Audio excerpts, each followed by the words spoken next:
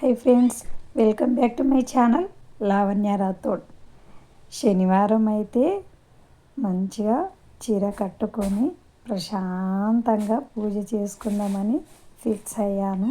So ఎందుకో చీర కట్టుకుంటే ఆ లుక్, ఆ ఆనందం వేరేలా ఉంటుంది. సో చీర కట్టుకుంటేనే హ్యాపీనెస్ ఎక్కువగా ఉంటుంది.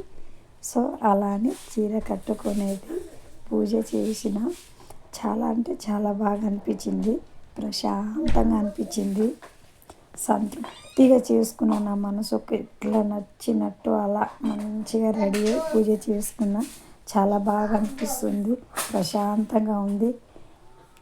ఇంకా ఎందుకో తెలియదు, శనివారం రోజు పూజ చేస్తే చాలా హ్యాపీగా అనిపిస్తుంది. సో డైలీ చేసిన ఫలితం ఉండదు, ఒక్క శనివారం చేస్తే చాలు పూజ ఫలితం వస్తుంది అని అంటారు కదా. సో అలానే పూజ చేసుకున్న. ఇంకా గులాబ్ జాములు అయితే తినాలనిపించింది శనివారం రోజు. సో అలానే గులాబ్ జాములు అయితే చేయడం అయితే స్టార్ట్ చేశాను. ఫస్ట్ అయితే పాకం తయారీ పెట్టుకున్న, కొంచెం షుగరు వాటర్ యాడ్ చేసి స్టవ్ మీద పెట్టేశాను. అది పాకం రెడీ అయ్యేలోపు ఇంకా పిండిని కలుపుకొని అదే గులాబ్ జాములు అయితే రౌండ్గా బాల్స్ లాగా చేయాలి కదా, కొంచెం టైం పడుతుంది. సో అలా అని పిండి కలిపి పెడదాం అనుకుంటున్నా. పిండిని ఫస్ట్ కలిపి కొద్దిసేపు ఆగాలి, ఏదైనా పిండి కొద్దిసేపు కలుపుకొని ఆగాలి. అయితే పిండి సాఫ్ట్గా ఏది చపాతీ అయినా ఏది చేసినా సాఫ్ట్గా భలే వస్తాయి, స్మూత్గా వస్తుంది.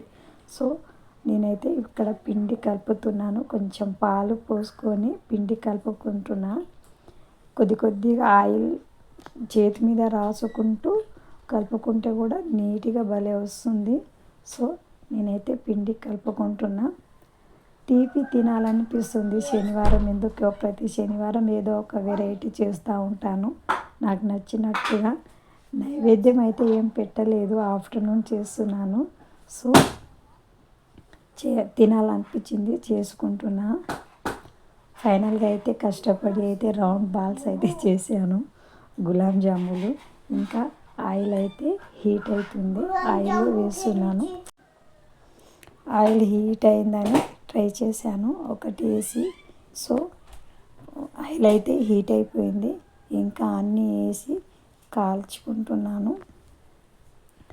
అది స్లో ఫ్లేమ్ మీద పెట్టి చేసుకోవాలి, అంటే లోపల మొత్తం ఉడకనివ్వాలి. సో అలానే స్లో ఫ్లేమ్ మీద పెట్టి ఫ్రై అయితే అదే కాల్చుకుంటున్నాను. ఇదేనండి, ఎందుకు గులాబ్ జామ్ చేసేటప్పుడు ఏదో ఒకటి మిస్టేక్ అవుతూ ఉంటుంది.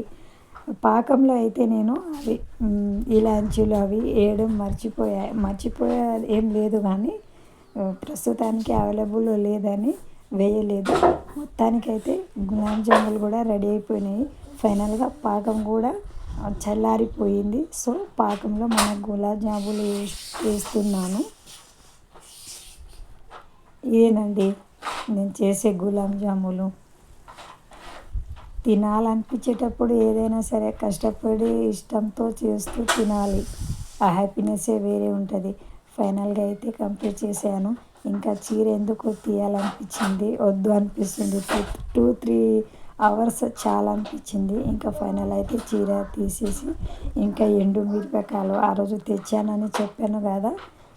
సో వీటిని ఆ తొడిమెలు తీస్తాం కదా, అది పెద్ద టాస్క్ అండి. ఆ తొడిమెలు తీసేటప్పుడు దగ్గు వస్తుంది, తుమ్ములు వస్తాయి, అన్నీ వస్తుంది. అలా ఎలా తీసి మిరపపొడి చేస్తారేమో తెలియదు, కానీ తొడిమెలు తీసేటప్పుడు అయితే నాకు ఒక పెద్ద టాస్క్, చాలా మండుతుంది. 2 అవర్స్ పట్టింది తొడిమెలు అయితే తీసాను. 2 kgs ఉండే తీసేసాను. ఇంకా ఫైనల్గా అయితే సాయంత్రము వ్యూ అయితే ఇలా ఉంది.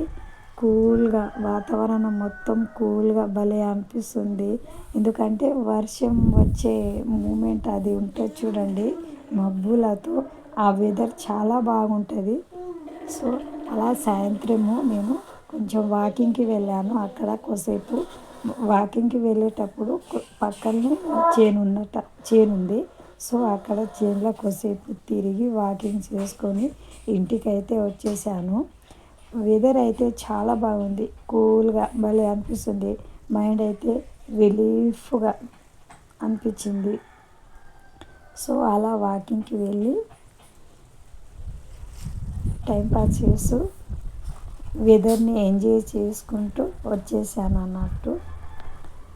ఇదేనండి. ఇప్పుడు ఈ టైంలో అయితే గడ్డి చిన్నగా మొలుస్తూ ఉంటుంది కదా, అప్పుడు కూడా కాళ్ళకి భలే అనిపిస్తుంది, స్మూత్గా అనిపిస్తుంది. నాకు అది చాలా ఇష్టం. సో అలా అని నేను వాకింగ్కి వెళ్ళాను. చూసారా, ఫైనల్గా వెదర్ అయితే ఇలా ఉంది.